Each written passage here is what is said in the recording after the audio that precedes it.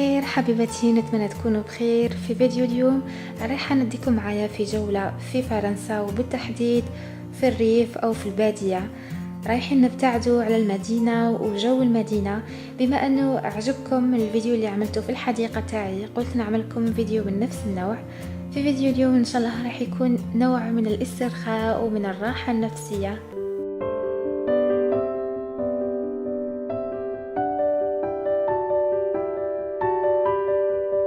أول حاجة نعملها بعد ما نقوم من النوم هي أني نفتح الشبابيك أو النوافذ. نحب دايما نهوي البيت ونخلي هذا نور الشمس وهذا النسيم تاع الصباح يدخل للبيت. حبيت نشارككم اليوم بفطور صباح. حبيت نعمل بانكيك، لهذا قلت نصور لكم كل الخطوات ورايحين تشوفوا. هذه الوصفة بزاف سريعة وتجهز في دقائق. اول حاجه عملتها حطيت تقريبا 4 ملاعق كبار تاع طحين او فرينه. رايحه نزيد عليهم ملعقه كبيره تاع كاكاو. تقدروا تنسموا البانكيك تاعكم باي نسمه تحبوا، مثلا الكاكاو، الفانيلا، القهوه. وزدت عليهم شويه هذه الخميره تاع الحلوى. بعدها رايحه نحط المكونات السائله، يعني هنا خلت المكونات الجافه، بعدها نزيد المكونات السائله. بعدها زدت حبة بيض كاملة وراح نحط عليهم الحليب تدريجيا، تقريبا نصف كاس تاع حليب. راح نخلط وراح تشوفوا معايا القوام تاع البانكيك فيما بعد.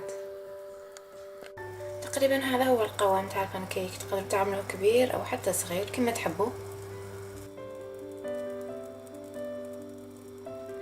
فيما يخص الشوكولا، كنت استعملت هذه الشوكولا السوداء. شفتوني ضقت منها ما قدرتش نقاوم، عملت هذه الشوكولا السوداء وذوبتها.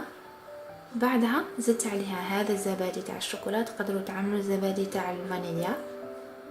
بعدها تحصلوا على شوكولا تكون كثيفة.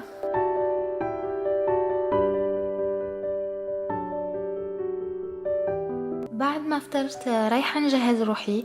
حبيت اليوم نلبس لبسة تكون ربيعية أو صيفية وبألوان هادئة، لهذا اخترت هذه لاغوب، شريتها من تاتي. عجبني الفوليوم تاعها وقماشها القطني ولونها بزاف مريح. حبيت ننسقها مع هذا الجيلي معمول من الكروشيه، حسيته بزاف يناسب الخرجة تاع اليوم.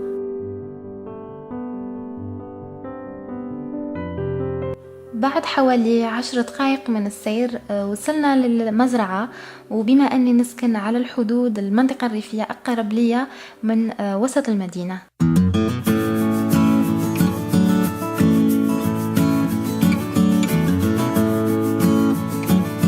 أحسن حاجة معمولة في هذه المزرعة هو أنها فيها مكان لممارسة رياضات مختلفة، يعني أن الناس اللي حابة تعمل رياضة تقدر تعملها في الهواء الطلق وتستمتع بجو الطبيعة والمزرعة.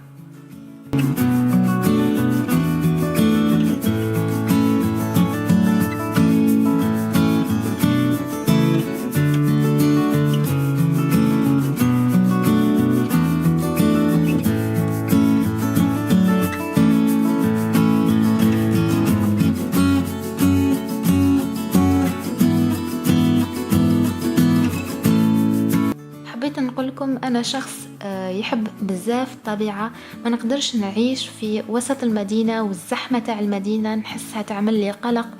لازم دايما نشوف الأشجار ونسمع الأصوات تاع الطيور والعصافير ونشوف الماء حتى نحس بالراحة التامة والاسترخاء.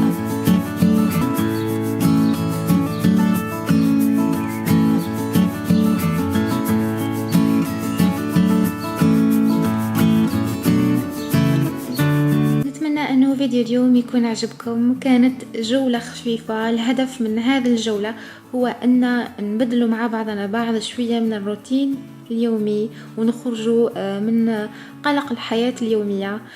رايحة نحط لكم روابط آخر الفيديوهات والرابط تاع الموقع تاعي.